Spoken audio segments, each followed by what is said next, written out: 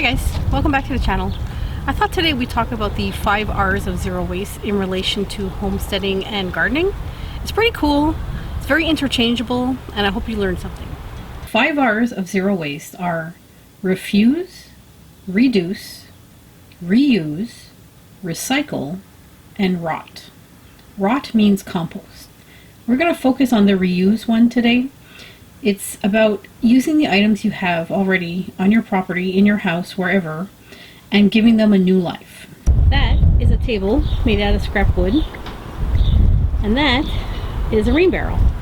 It used to be a white barrel that held Coca-Cola syrup, and I got it from my neighbor who was throwing it away, and I repainted it as a reverse cow, yes, and now it has rainwater in it. Another idea for repurposing is old tires.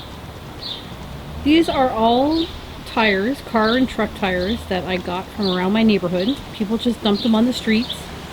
And our garbage actually doesn't even take tires. So they kind of just sit there forever. So I've been collecting them for a few years, and as long as your tire is not burnt, was on fire or melted or whatever, it's fine to use.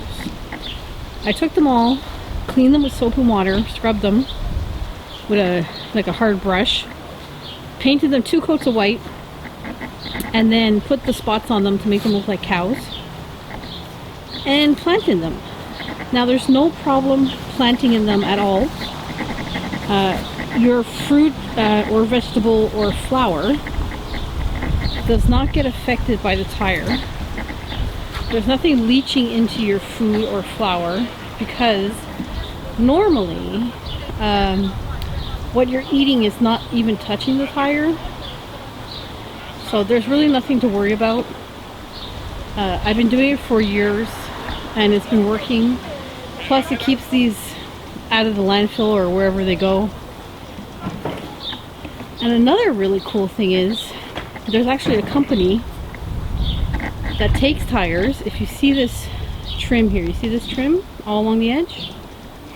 There's a company that will take tires, and I'll see if I can find the name of the company, and it will chop up the tires and repurpose it into this trim.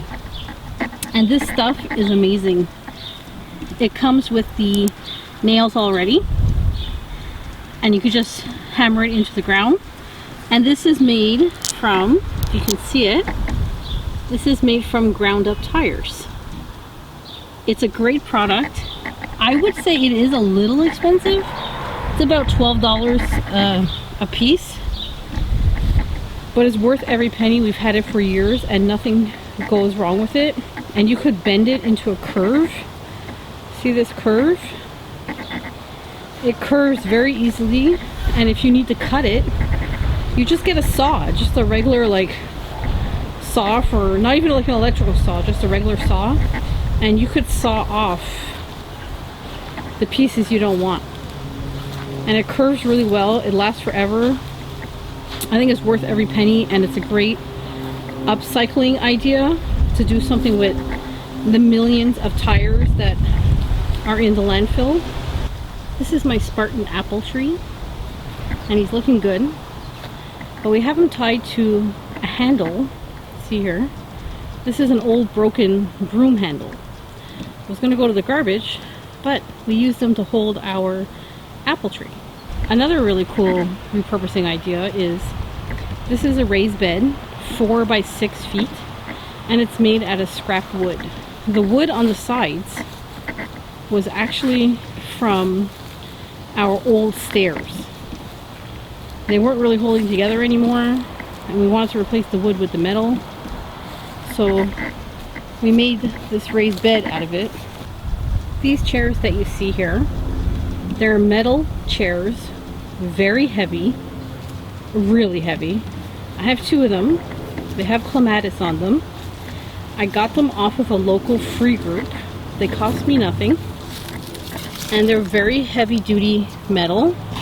And they have this, I don't know if it's granite or marble, but whatever this stone is, inlay. And I got them off free group. They cost nothing. She was throwing them in the garbage. She said, pick them up or they go in the garbage.